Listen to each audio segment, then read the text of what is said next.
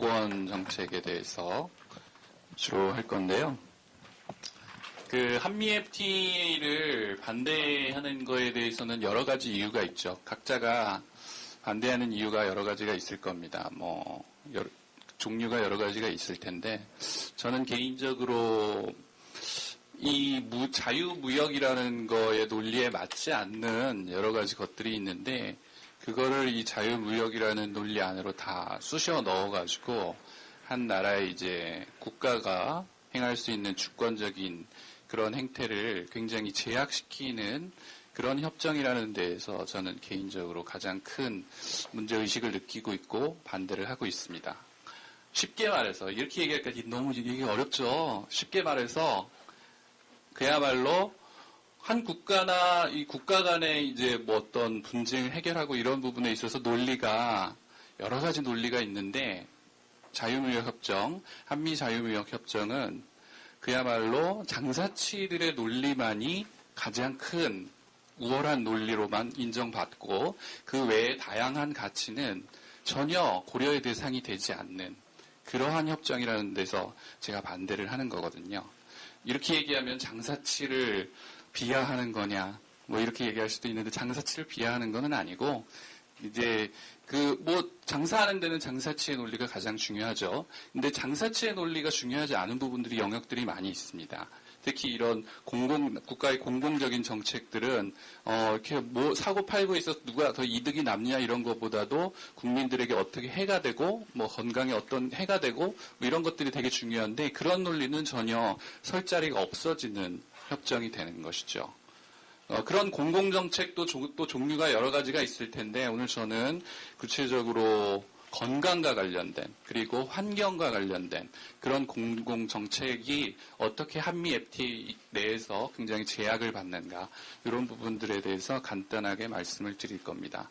제가 말씀드릴 내용들은 사실은 이전에 이런저런 자리에서 단편적으로, 특히 이제 투자자 국가 중재 제도나 흔히 이제 영어로 ISD 제도 얘기할 때 많이 이제 거론이 됐던 사례들을 조금 모아놓은 것이라 새로운 얘기는 아니지만, 하나의 이런 이제 공중보건 정책 내지는 환경 정책의 제약이라는 측면에서 문제가 되는 사례들을 좀 모아서 여러분들이 그런 또 그 사례가 지니는 맥락이 뭔지 이런 것들을 구체적으로 오늘 좀 한번 같이 살펴보려고 해요.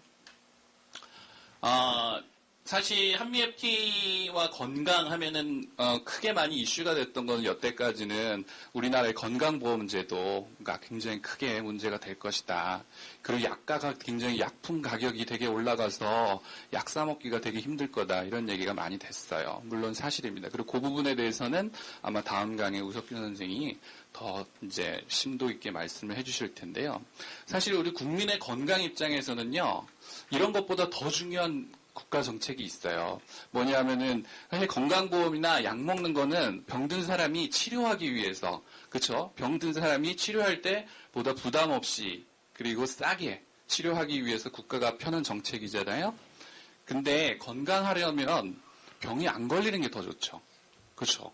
그리고 국가는 국민의 건강한 권리를 보장하기 위해서 국민들이 병이 더 안 걸리기 위한 여러 가지 정책을 펼 의무가 있어요. 그러니까 다치거나 아픈 사람이 더 싸게 치료받도록 여러 가지 제도를 마련하는 것도 굉장히 복지 시스템 측면에서 중요하지만, 사실 더 중요한 건 병이 안 걸리도록 여러 가지 정책을 펴는 거죠. 근데 그 정책이 이제 크게 와서 여러 가지 정책이 있는데, 대표적인 게 이런 담배나 술과 관련된 규제가 있어요. 우리나라는 음주율도 되게 높고 흡연율도 사실 딴 나라에 비해서, 선진국에 비해서 높은 편이어가지고 담배나 술 규제 얘기하면 여러분들이 별로 이렇게 호응을 잘 안 해주시더라고요. 왜냐하면 그 담배, 술 그거 좋은 것도 있는데 그거를 그렇게 규제해야 돼?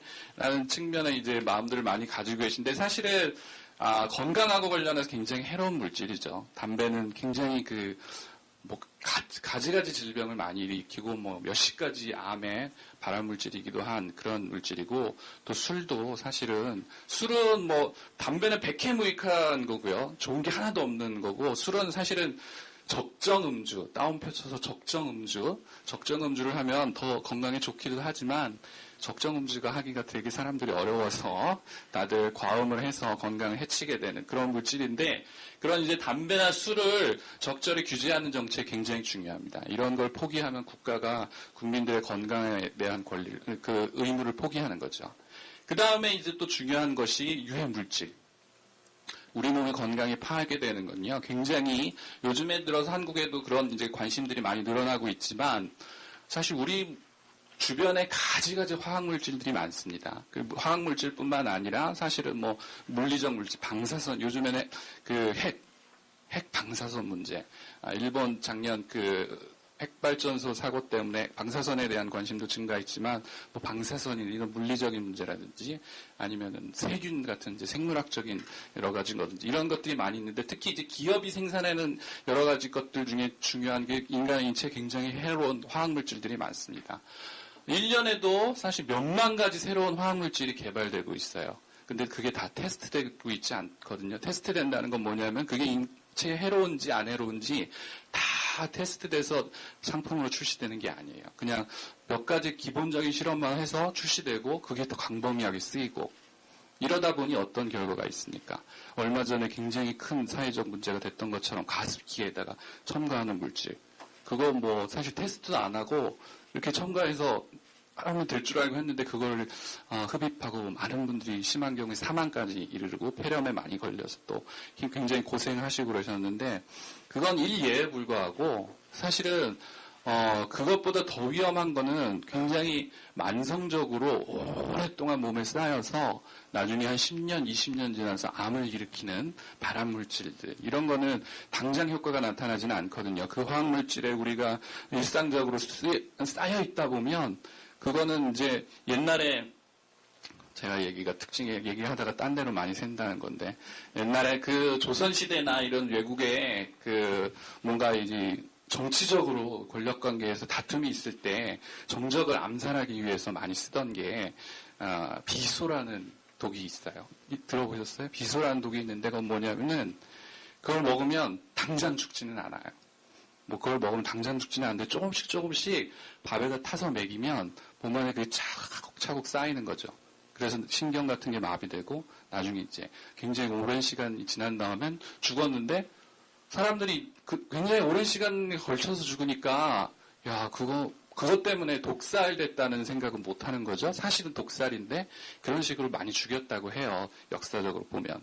근데 그게 대표적으로 이렇게 차곡차곡 몸에 쌓여서 굉장히 오랜 시간에 걸쳐서 나타나고, 그래서 나중에 한 10년, 20년 지난 다음에 그 효과가 나타나기 때문에 정작 뭐 때문에 이 사람이 죽었는지도 잘 모르게 되는 이런 건데, 그런 화학물질들이 굉장히 많아요. 사실 화학물질들이 쓸 때는 뭐 당장 뭐 두드러기게 생기거나 뭐 이렇게 폐렴이 생기거나 이런 거면 금방 금지를 시킬 수가 있죠. 근데 그런 게 아니라 사실은 뭐 몇십 년 동안 그냥 아무런 그거 없이 쓰다 보니까 나중에 보니까 이게 암을 일으키더라, 이렇게 되는 화학물질이 되게 많거든요.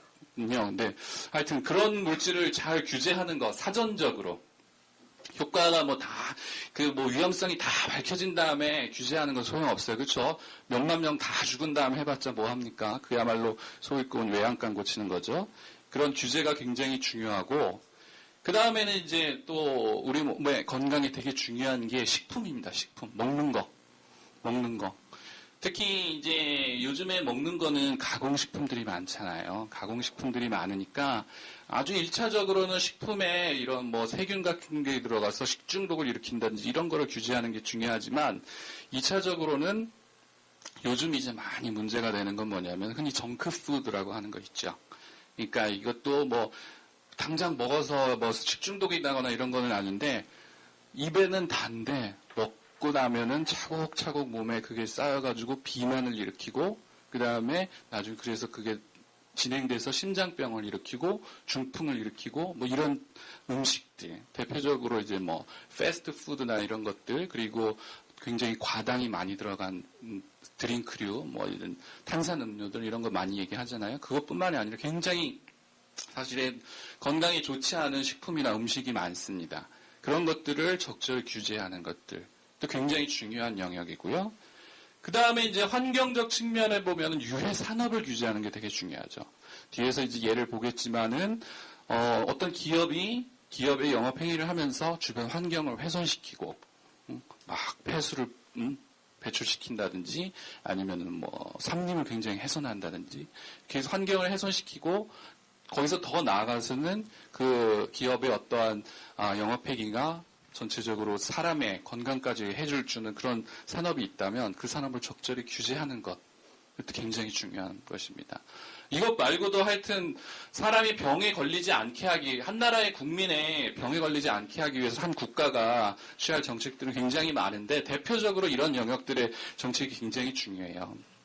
그러니까 병 걸린 사람 싸게 치료하고 낫게 하는 정책도 굉장히 중요하지만 병 안 걸리게 하는 정책 이런 정책들을 사실은 한 나라의 제대로 된 정부라면 그 나라 국민들을 위해서 이런 정책들을 사전적으로 얼마나 더 열심히 하느냐에 따라서 그 나라의 정부가 진짜 국민들의 건강을 위해서 제대로 된 그런 역할을 하느냐가 좌지우지 되는 건데 한국은 여태까지는 잘 못해왔어요. 이건 또 딴 얘기지만 근데 앞으로 잘 해야겠죠. 근데 이제 문제는 뭐냐면은 한미 FTA가 이런 종류의 정부의 주권적인 정책에 상당한 제약을 준다는 것입니다. 그런 측면에서 저는 아까 서두에 말씀드렸지만 한미 FTA를 반대하고 있어요. 이런 정책은 사실은 상품이 왔다 갔다 하는 거랑 상관이 없는 거거든요. 뭐 더 이렇게 관세를 없애가지고 더 싸게 팔고 뭐 이렇게 정정당당하게 팔고 이런 상품 간의 교육과 상관없이 이런 정책은 사실은 한 나라의 국민의 건강을 지키기 위해서 정부가 마땅히 취해야 될 어떤 의무라고 할 수 있는 그런 정책들이죠.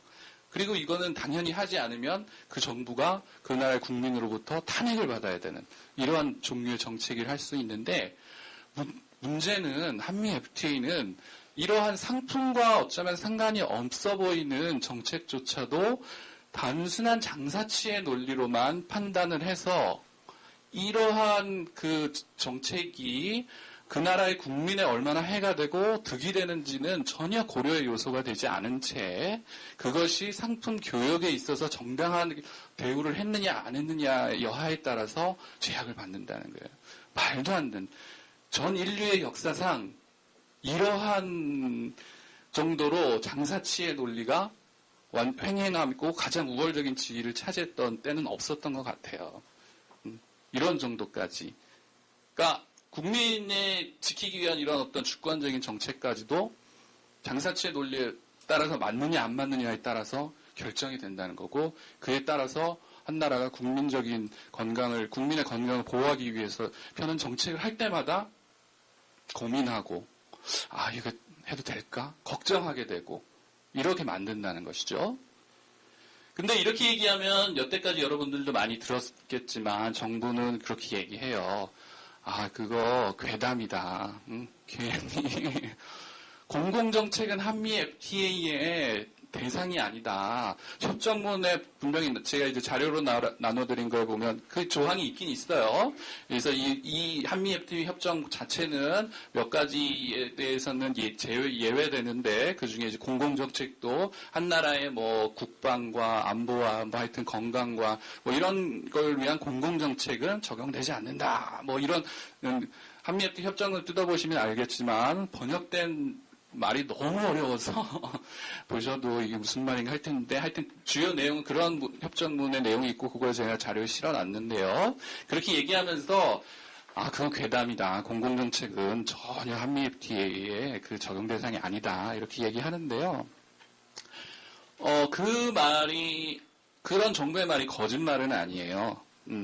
당연히 한 나라의 공공정책 전체를 완전히 한미 FTA가 더 이상 하지 못하도록 하는 그런 거는 아닌 것은 맞고요. 하지만 여기 말씀드렸지만 모든 정책에 대해서 국민의 건강을 위해서 뭐 기업을 규제하고 기업을 뭐 이렇게 제약하고 하는 모든 종류의 그런 공공정책이 제약이 있는 것은 아니고요.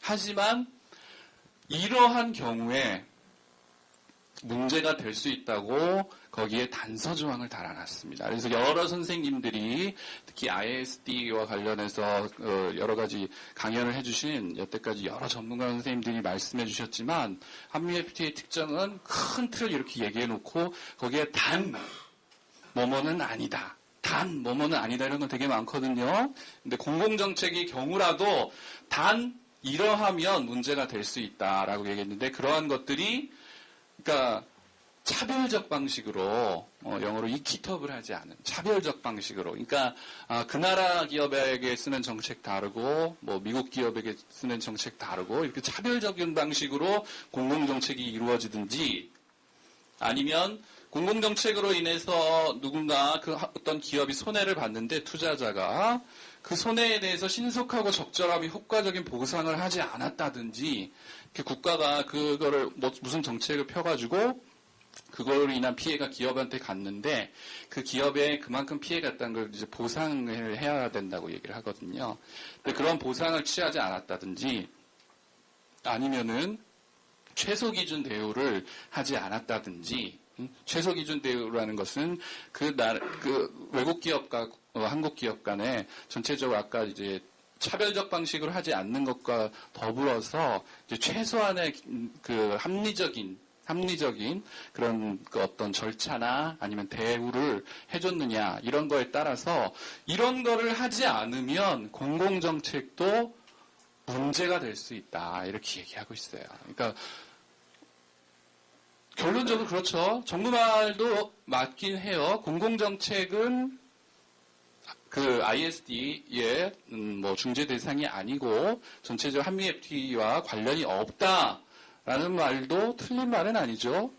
근데 아주 없지는 않다. 단 이런 경우에 해당되는 공공정책은 당연히 한미 FTA에 의해서 문제가 될 수 있다. 라는 것이고, 근데 이제 뒤에 이제 9강까지 하는 동안에 ISD 투자자 이제 국가 중재제도에 대해서는 다른 선생님들이 더 자세히 말씀해 주실 것이라 오늘은 이 부분은 말씀을 안 드리겠지만 이런 거에 해당되는지 안 되는지를 누가 도대체 판단하는 거예요. 그렇잖아요. 그 얘기는 달리 말씀드리면 뭐냐면요. 정부가 이런 뭔가 국민의 건강을 위해서 미국 기업에게 제약이 될 수 있을 가능성 있는 정책을 펴려고 딱 생각을 했을 때 이제 짱구를 막 굴려야 되는 거예요. 그렇죠? 여기에 해당되나? 이거 혹시 차별적인 거라고 이게 제소받지 않을까? 이걸 보상 안 해줬다고 제소받지 않을까? 뭐 이런 정도의 합리적인 절차를 따랐냐? 뭐 이런 거 갖고 하지 않을까? 이러면서 여태까지는 그런 거에 대해서 그렇게 심각하게 고민을 하지 않았더라면 한미 FTA 발효 이후에는 정부가 이런 정책을 펼 때마다 계속 고민하게 되는 거죠. 기업 눈치를 보게 되는 거예요. 그야말로. 뒤에서 뒷골 땡기가 뭐가 잡아당기는 무언의 세력이 있는 걸 늘 느끼면서 정부 관료가 정책 기반을 하는 거예요. 마음대로 국민의 요구가 있다고 해서 다 할 수가 없어요. 국민의 요구가 아무리 거세도 특히 이제 이런 미국 기업이 잘 쓰는 용어가 정부가 국민의 요구만 있다고 해서 너무 파퓰리스틱한 정책을 펴서는 안 된다. 그건 비합리적이다. 과학적으로 증거가 있는 정책을 펴야 된다. 뭐 이러면서 이제 얘기를 많이 하는데 국민의 요구가 있더라도 미국 기업의 눈치를 보면서 이거 해야 돼 말아야 돼 막 하면서 이거저거 다 따져보고 막 미국 변호사한테 자문도 구해보고 막 이렇게 이제 되게 되는 거죠. 그래서 완전히 이런 종류의 정책을 아예 못 편다는 건 아니지만 펼 때마다 고민하게 되면 어떻게 되겠어요? 당연히 보수적인 결정을 내리게 되고 그건 국민 건강에 치명적인 해가 된다는 겁니다. 특히 아까 말씀드렸지만 국민 건강 입장에서는 이러한 정책은 굉장히 사전 예방적으로 어쩌면 증거가 그렇게 많지 않아도 가능성이 있다면 더 적극적으로 해야 되는 그런 종류의 정책이거든요. 왜냐하면 인간의 생명이나 건강은 한번 훼손되면 되돌릴 수가 없어요. 그래서 가능성이 조금이라도 있더라도 많이 더 적극적인 정책을 펴야 되거든요. 우리 쇠고기 얘기할 때도 이게 뭐 위험이 크지 않더라도 위험이 조금만 있더라면 정부는 당연히 국민 건강을 위해서 예방적인 정책을 펴야지 뭔 소리냐 이렇게 얘기를 하면서 우리가 사전 예방적인 정책의 중요성 이거 많이 얘기했잖아요. 특히 근데 아까 말씀드렸지만 건강에 있어서 그게 더 중요한 부분은 뭐냐면은요. 아까 말씀드렸지만 건강에 유해한 물질은 당장 피해가 나타나는 물질, 당장 증거를 많이 이렇게 모을 수 있는 물질이 거의 없어요. 많지 않아요. 그런 거는 벌써 다 규제가 됐죠. 당연히. 그런 게 아니라 그 물질에 차곡차곡 비소처럼 쌓여가지고 10년, 20년 후에 나한테 암이 생기고 내가 뭐 심장병 걸리고 이런 물질들이에요. 그런 물질은 지금 현대의학이 가지고 있는 한계가 있기 때문에 그 증거를 그렇게 기업들이 말하는 것처럼 과학적으로 잘 모으기가 굉장히 어려워요. 왜냐하면 그걸 잘 모으려면 오랜 기간 연구도 해야죠. 그러려면 연구비도 엄청 투여해야죠. 그런데 그런 거에 연구비를 투여하는 정부가 있나요? 거의 없죠. 그러다 보니까 연구는 잘 안 되죠. 자료는 안 모이죠. 그래서 증거는 없다. 이렇게 나오는 거예요. 그러다 보니 이러한 거를 꼬투리로 짚고 넘어가면 정책을 펼 게 너무 없어지는 거죠.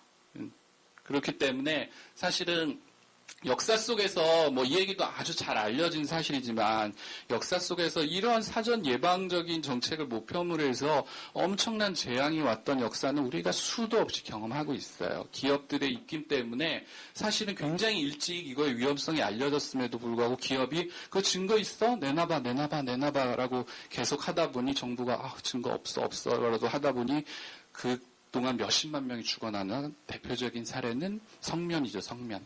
얘기 많이 들어보시죠. 요즘 성면 이제 얘기 많이 들어서 이제 여러분들도 성면이 그렇게 굉장히 어색하지 않을 텐데 성면은 사실은 성면이 발암물질이라는 거 1960년대 그리고 성면을 생산한 기업의 기업에 소속돼 있던 연구자들 1950년대 이미 알고 있었어요. 알고 있었고 여러 논문이 많이 발표됐어요. 근데 성면이 국제적으로 다 이제 생산이나 유통이나 이런 게 그것도 선진국에서 금지된 건 2000년대. 60년, 2000년, 40년의 간극이에요. 60년에 그런 얘기가 나올 때 벌써 이제 각국의 정부들은 이거 규제해야 된다. 성면 더 이상 못 쓰게 해야 된다. 이런 논의를 많이 있었고 실제로 그런 정책을 펴려고 시도했던 나라들도 있었고 그러는데 성면 기업들이 똘똘 단결해가지고 너희 그 정책 펴려면 증거 내놔봐라. 사실은 자기들은 알고 있었는데도.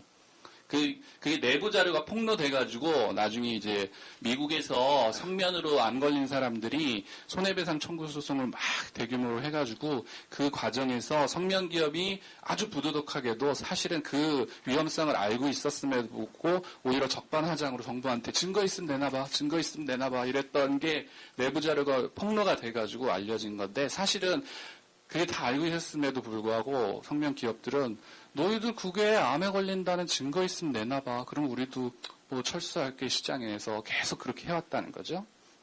그래서 성면 때문에 성면은 뭐 여러분들도 여기 좀 젊으신 분들은 익숙하지 않으시겠지만 나이 드신 분들은 굉장히 익숙할 거예요. 성면은 우리나라에서도 한 90년대까지도 단열재로 굉장히 많이 쓰이던 그런 물질인데 뭐 선진국은 더 많이 쓰였죠.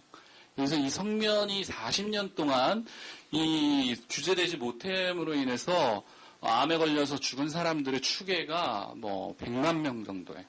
이 사람은 40년 전에 그 규제가 됐더라면 죽지 않았었다는 사람인 거죠. 그런 사람이 100만 명이나 더 죽였다. 이건 아우슈비츠보다 더한 거죠. 100만 명이나 사실은 더 빨리 했으면 살릴 수 있는 생명을 다 죽였다는 거예요. 대표적인 그런 예인데 그런 예들이 수도 없이 많아요. 근데 이런 기업들은 굉장히 뭐 이러한 논리를 성면 기업한테 그리고 뒤에 얘기를 드리겠지만 이런 논리를 제일 잘 쓰는 게 담배 기업들이에요. 담배 기업과 성면 기업의 그동안 역사를 배워가지고 아주 이런 게 교묘하게 잘 써요. 증거 있냐? 더 이렇게 잘할 수 있는데 다른 이걸 규제하는 거 말고 다른 방법 없어? 다른 방법으로 좀 정책을 펴봐라고 얘기를 한다든지 굉장히 다양한 피해가는 것들이 있는데 그러한 식으로 하게 된다면 사실 이 한미 FTA가 발효됨으로 인해서 국민 건강에 미칠 영향은 단순히 치료비가 올라가고 약가가 올라가고 이런 것보다 엄청나게 큰 피해가 가는 것이죠. 일반적인 얘기를 드렸는데 구체적인 사례를 보면서 제가 하는 얘기가 사실인지 아닌지 한번 봅시다. 이거는 사실 잘 알려진 사례예요. 여러분들도 인터넷이나 그동안에 뭐 토론회나 이런 데 참석하셨으면 한 번씩 들어보셨던 얘기일 거예요. 그래서 이 사례들을 시간이 있으니까 간략간략하게 보면서 제가 했던 말들이 진짜 사실인지 거짓말인지 한번 봅시다. 저는 괴담 유포론자가 아닙니다. 예.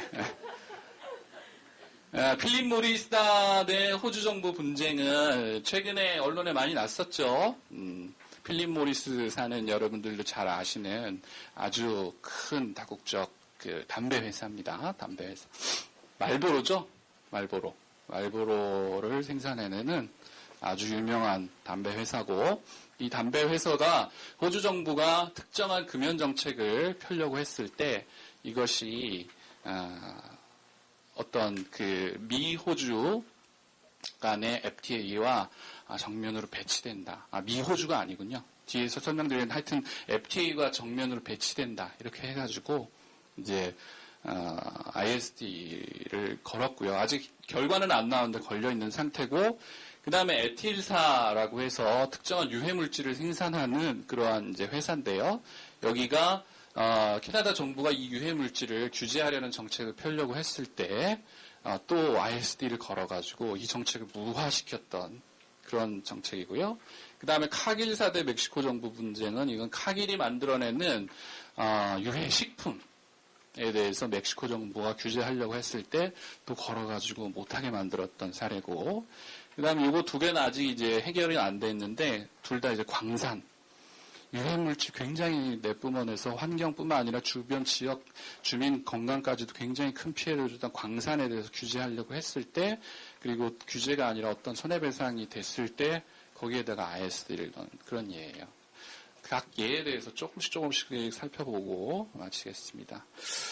이거는 가장 지금 최신 거고 논란이 많이 되고 그런 거죠. 뭐냐? 요즘에 담배 그 규제 정책의 추세는요, 어떠한 크게 봐서 두 가지, 한 세 가지 정도 되겠네. 세 가지 정도 되겠는데, 하나는 담배 필 수 있는 공간을 줄여나가는 거예요. 여러분들 우리나라도 그런 거 많이 필잖아요. 그러니까 금연구역을 확대해 나가죠. 아주 심한 나라는 그래서 뭐 음식점이나 술집에서나 이런 데도 다 금연구역으로 설정한 나라들가 있어요. 그런 이제 담배 필 수 있는 공간을 점점 줄여나가는 정책이 하나 큰 정책이 있고요. 두 번째는 뭔가 담배에 대한 이미지를 굉장히 나쁘게 만들어가지고, 그건 뭐 여러 종류의 정책이 있는데, 하여튼 크게 말해서 담배에 대한 이미지를 되게 나쁘게 만들어서 담배 피는 사람이 담배 피려고 딱 하는 순간, 이거 하고 이렇게 잠시 망설이게 하는 효과를 나타나게 하는 그런 정책이 있고, 세 번째는 가격 정책이에요. 담배값 비싸게. 담배 한 갑에 10,000원. 이렇게 해버리는. 담배를 비싸게 해서 이제 못 피게 하는 정책들. 크게 봐서 세 가지가 있는데, 요즘에 이제 많이 각 나라가 펴는 정책이 두 번째 정책들이 많이 펴고 있고, 그 부분에 대해서 요즘 이제 결정적으로, ISD가 많이 걸리고 있는 거예요. 사례를 조금 구체적으로 살펴보면, 이거는 굉장히 초기에 96년도 이제 자료에 나와 있는데 96년도에 표준화 표장 규제 정책을 펴려고 했을 때 필립 모리스사가 겁을 줘가지고 이거 ISD 걸 거야 너희 그랬더니 캐나다 정부가 뜨거워라 그러면서 이제 포기해버린 그런 건데, 표준화 포장 규제 정책은 뭐냐면은요 이런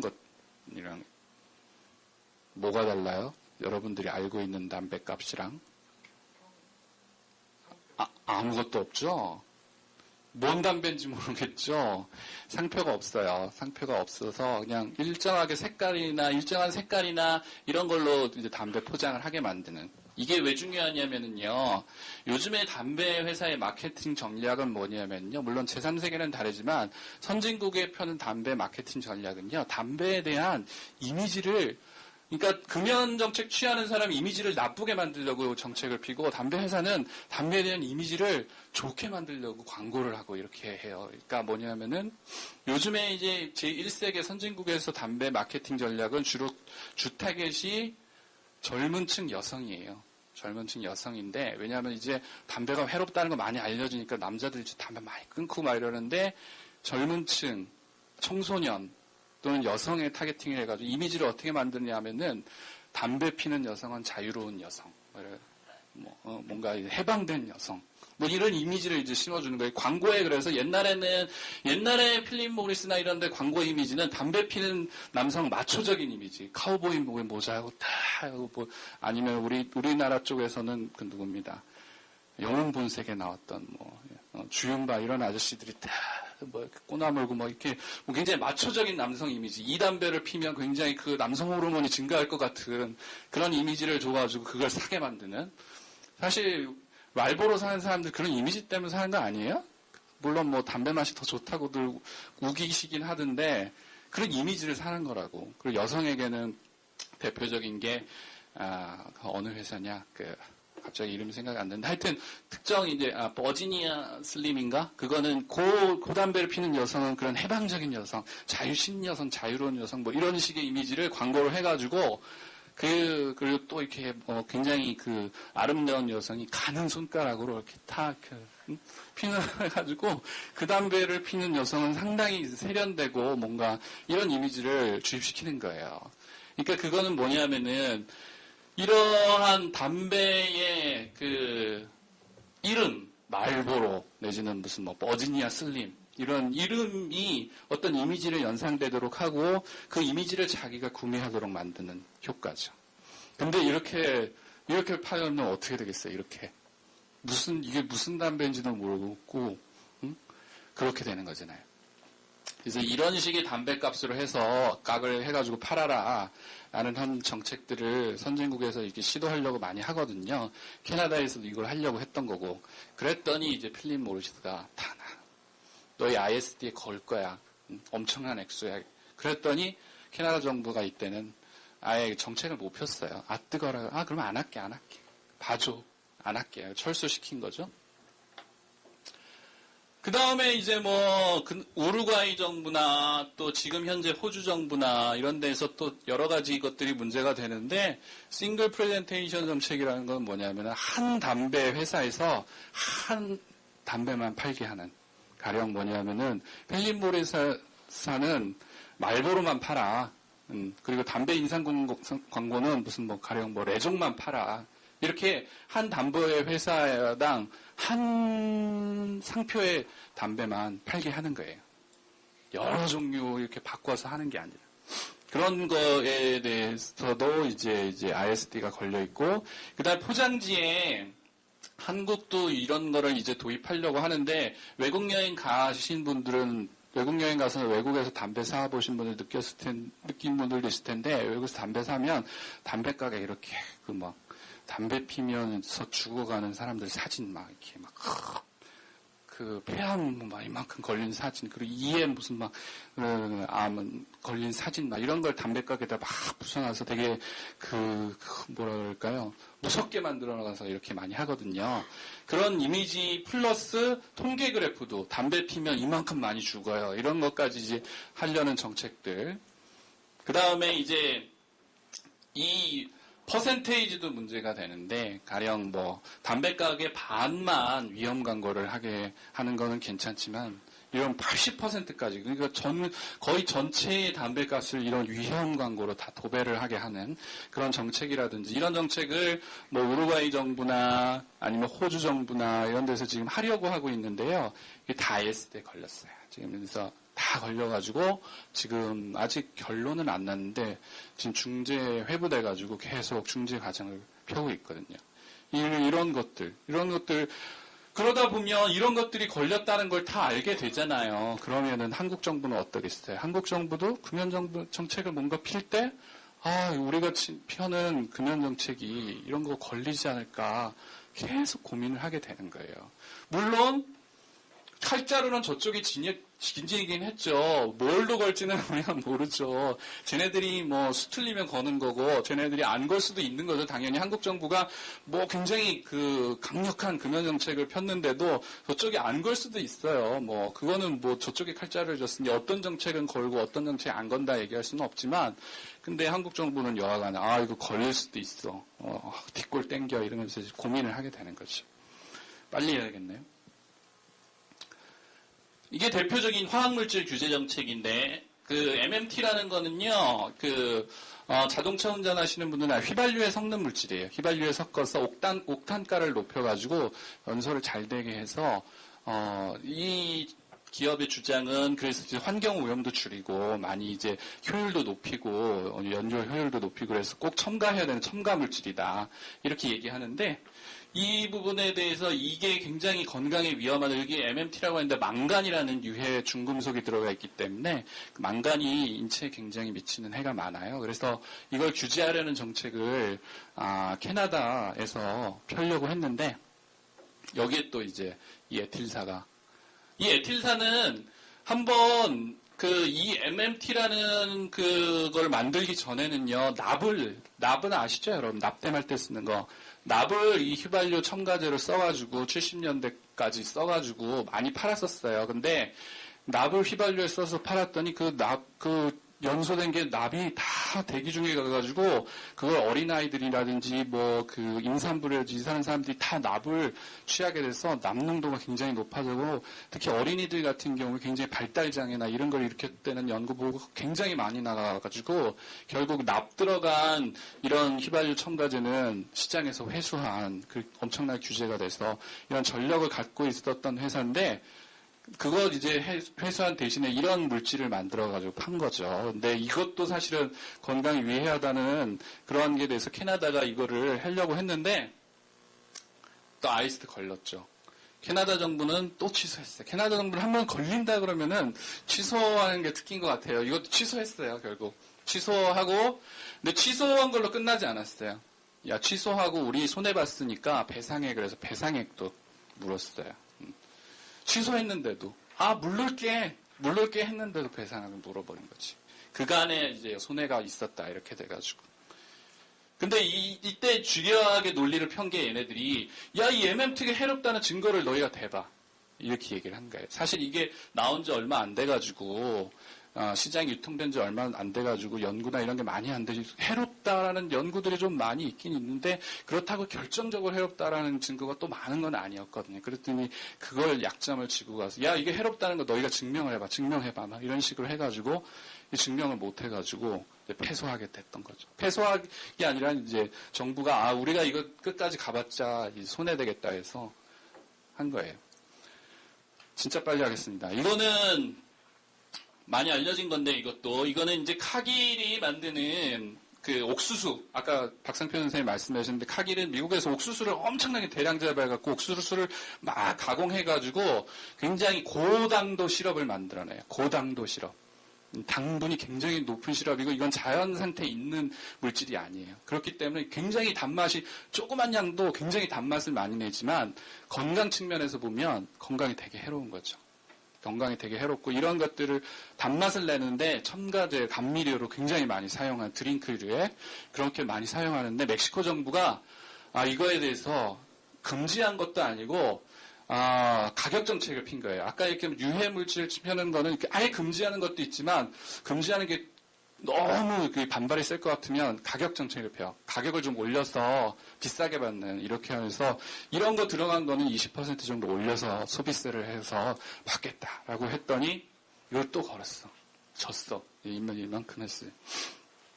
이거는 이제 주되게 멕시코 정부가 쓴 정책은 단맛을 낼 때는 이런 옥수수에서 빼낸 고당도 시럽을 쓰지 말고 사탕수수에서 한 설탕을 써라. 설탕 외에는 단맛을 쓰는 물질을 안 된다. 안 된다는 게 아니죠. 더 가격을 비싸게 받겠다. 이런 정책이었는데 이제 건 게 사탕수수는 멕시코에서 생산하는 거잖아.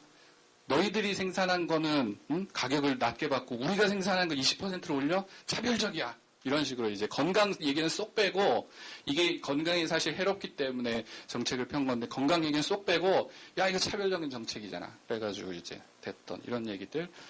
그 다음에 이제 광산 얘기인데 이건 아직 진행적입니다. 뭐냐면 이런 중남미에 중금속들을 이렇게 생산해내는 재련 공장이나 이런 것들이 있는 광산들, 금광 이런 것들이 있는데 그거를 채취하면서 그 안에 있는 사실을 광산을 하면서는 그 주변 환경이나 이런 것들에 오염이 되지 않도록 기본적인 조치를 해야 돼요. 근데 이런 큰 회사들이, 광산 회사들이 제3세계에 가서는 그런 걸 제대로 안 하는 거죠. 그래가지고 뭐 막 제껴놓고는 그래가지고 거기서 나오는 여러 가지 유해물질이 강물 따라 다 흘러가서 그 지역 주민들이 막 병에 걸리고 건강이 나빠지고 이런 걸 고려하지도 않고 막 휘저겨 놓고 나서는 그거에 대해서 국제 NGO들이 가서 조사해가지고 막 증거를 해가지고 이러니까 너희들이 책임져라 했더니 갑자기 완전히 이제 그 뭡니까 오히려 뭐 책임져야 될 게 아니라 이 경우에는 실제로 그 페루 국민들이 미국에 가가지고 손해배상 청구해갖고 승소를 했어요. 그래서 이 회사가 굉장히 큰 액수를 물어야 된다라고 결정이 났는데 손해배상 청구에 증거 가지고 걸은 거예요. 손해배상 청구에 우리가 왜 지게 네 정부가 만들었냐 그래서 그 정부를 건 거예요. 이해가 좀 안 되죠. 야 우리가 이렇게 손해보도록 너희가 뭐 한 거냐? 왜 적절한 조치를 안 취한 거냐? 이러면서 이제 건 거죠. 비슷한 것이 이제 엘살바도르에서도 금광 주변에 엄청나게 큰 이제 환경 피해나 주민 피해가 있었는데 그거에 대해서 최근에 이거 이제 국제 시민 사회에서 강력하게 이제 반대 운동이 펼쳐지고 있는데 이런 거에 대해서도 진행 중인 것들이 있죠. 말씀드렸지만 제가 말씀드리면 거짓말 아니죠? 네, 거짓말 아니에요. 실제로 있는 사례예요. 근데 물론 한국에서 이런 정책을 핀다고 해서 100이면 100 다 걸린다는 보장은 없지만 아까도 말씀 칼절에는 저쪽이 졌죠. 그 기업이 우리 정부가 피는 건강정책, 공중보건정책, 환경정책 걸지 안 걸지는 몰라요. 저도 모르고 며느리도 모르고 뭐 누구도 몰라요. 하지만 실제로 걸려지는 있고 그런 거에 이런 것 때문에 계속 고민하면서 펴나가야 되는 한국 정부라는 것이죠. 우리나라 주권국가의 정부가 왜 이렇게 기업들의 눈치를 보면서 해야 되는 겁니까? 이놈의 한미 FTA 때문에. 말이 안 된다는 거죠. 그런 측면에서 저는 한미 FTA를 반대하고 여러분들도 당연히 반대하시리라고 생각됩니다. 네, 이상 제 얘기는 마치도록 하겠습니다.